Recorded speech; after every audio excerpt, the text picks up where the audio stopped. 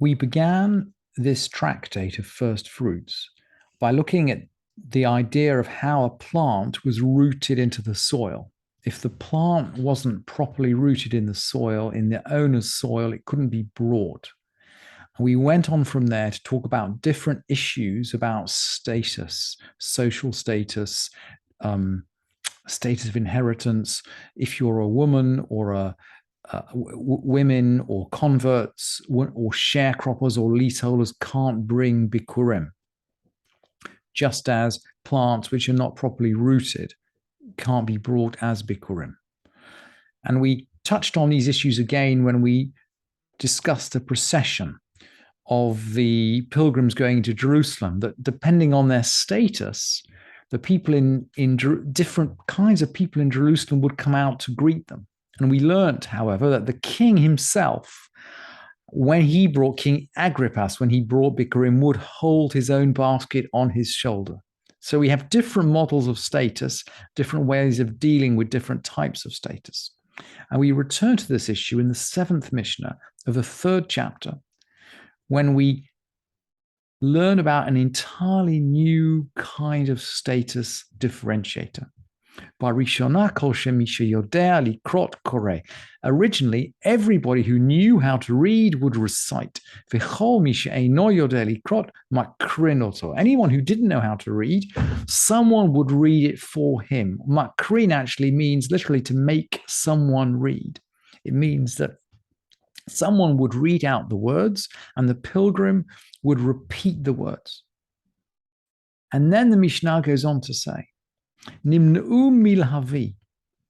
They were prevented from coming. People stopped coming. This distinction in status stopped people coming. Why? Well, because it's embarrassing. It's embarrassing to have to show publicly that you can't read. That's the clear implication. And we'll draw that out in a minute in a comment from Tosafot. But the Mishnah says, Nimna'u milahavi, without explaining why. People were prevented from bringing their first fruits. So they decreed that someone should read out the words, both for those who knew how to read and for those who didn't know how to read. Actually, just as we do today in today's Torah reading, and this is the comment in Tosafot that I couldn't resist bringing you. And the context is the last 8 verses in the Torah, but Rabbeinu Tam says our custom today that 2 people read, and he's referring here, I think, to the Baal Koreh and to the person who says the Barachot. B'chol Torah, in the whole Torah, Omer Rabbeinu Tam says, Kadesha lo yit by yesh mi she'eino yodeh likrot, so that someone who doesn't know how to read shouldn't be embarrassed from coming.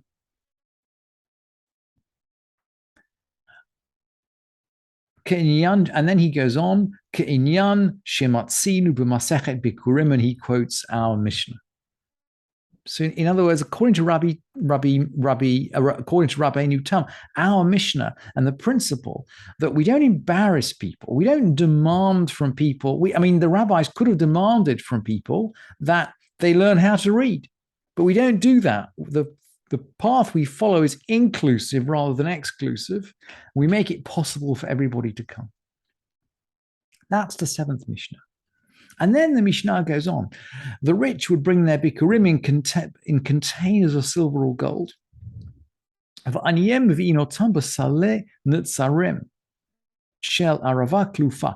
poor used to weave these wicker baskets of peeled willow branches. And then the Mishnah goes on. Vehasalim vehabikurim nitanim lakohanim. The baskets, not the containers, not the gold baskets, but the containers, the wicker baskets, the salim, nitunim lakohanim. The baskets and the bikurim were given to the kohanim.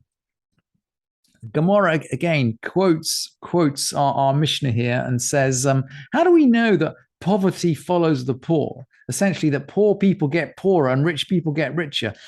And Rabbi Bamari says, well, we learn in our Mishnah, this is our Mishnah, that the rich people bring in golden baskets and they take them back.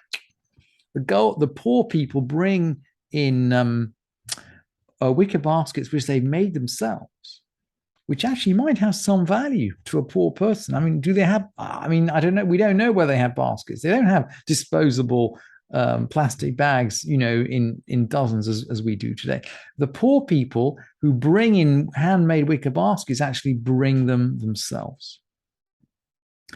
And then finally, following on these questions of status. So we're circling around from social status to economic status, and now to the status of the contents of the baskets themselves. Rabbi Shimon ben Nanas Omer. Rabbi Shimon ben Nanas says, "Matrinat bikurim chutz mishiva haminim."